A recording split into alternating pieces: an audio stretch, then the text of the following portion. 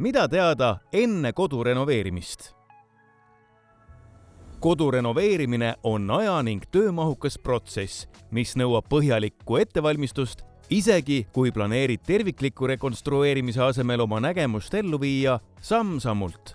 Käesolevas videos räägib renoveerimise planeerimisest eramu omanik ning protsessi eripäradest valdkonna ekspert. Miks otsustasite maja renoveerida? Mina hakkasin renoveerimise peale mõtlema eelkõige sellepärast, et oleks mugavam kodus elada. Kui hakata renoveerima, siis see on nii suur projekt ja nii suur tegemine, et kindlasti ei tasuks seda teha ainult mingisuguse renoveerimise võtmes, vaid seda tasuks teha just siis maja ja elamise nagu ümbermõtestamise mõttes, ruumiplaneeringu ümbermõtestamise mõttes, võimalik, et ka pindala suurendamise mõttes, et sellistes aspektides. Mis on esimene samm renoveerimise protsessis? Esimene asi, mida me tegime, oli see, et me hakkasime arutama, et milline see maja võiks olla. Et mida me tahaksime, kuidas me näeme seda maja 10 aasta pärast, 20 aasta pärast, mis me näeme nagu perspektiivina. Sest tegelikult igasuguse ümberehitamise juures on nagu 2 asja, et kas võtta hästi suurelt ette ja teha korralikult või siis teha selliseid pisikesi, väikesi asju niimoodi, et elada oleks lihtsalt mugav. Mis on renoveerimise juures kõige keerulisem? Ma ei ole leidnud tegelikult head kohta, kust ma saaksin teada, mida ma peaksin tegema, kes oleks need inimesed, kellega ma pean kontakteeruma, et teada saada, mida ma oma majas saan teha või mitte teha. Sest et on olemas mingisugused vanad plaanid, aga nende vanade plaanide mure on sageli see, et nad ei ole päris täpsed, ei ehitatud nii, nagu on plaani peal kirjas ja esimese hooga ma ei julgegi ühtegi suuremat otsust vastu võtta, sest et tegelikult inimest, kelle käest seda küsida, ma ei teagi sellist inimest, kelle käest seda küsida. Mis on takistanud renoveerimistöödega alustamist? No praegu ma ei ole veel hakanud nagu suuri investeeringuid kuhugi suunas tegema, sellepärast, et ma ei tea, mis on ikkagi mõistlik lahendus selle konkreetse objekti puhul. Ja just eelkõige rahalises ja selle nii-öelda eesmärgi mõttes, et kui eesmärk on saada maja soojemaks, siis mis on ikkagi see kõige mõistlikum lahendus selle objekti puhul, mida teha. Täisrenoveerimine kõlab väga uhkelt, soojustame kõik seinad, paneme sundventilatsiooniga soojustagastuse, aga võimalik, et see ei ole kõige mõistlikum lahendus just eesmärke silmas pidades. Mida soovitaksite teistel koduomanikel tähelepanelikult jälgida? Eriti tähelepanelikult oleks vaja jälgida, mis on see ajaraam, millest sa plaanid renoveerida. Et kas sa kavatsed selles majas elada veel 10 ja 20 aasta pärast või sa kolid 2 aasta pärast välja. Et see on asi, mille peale tasub kindlasti mõelda, et mis on see, mida sa tahad sellest majast saada ja mis ajaraamis sa seda tahad teha.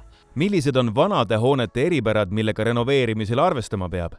Võrreldes uute majade projekteerimisega on vanadel hoonetel vaja arvestada kõige sellega, mis meil juba on olemas ja mis on väärtuslik. Ehk siis me peame arvestama sellega, et tuleb säilitada väga palju asju ja väga vabalt ümber projekteerida kõike ei saa. Kuidas alustada renoveerimise protsessi? Mina soovitan alati alustada arhitektist.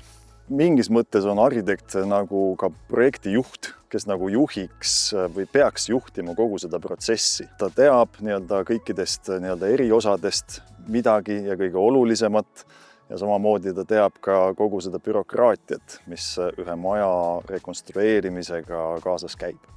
Kuidas leida usaldusväärne partner? Eks ikka seal on abiks armas internet. Tuleb guugeldada, otsida.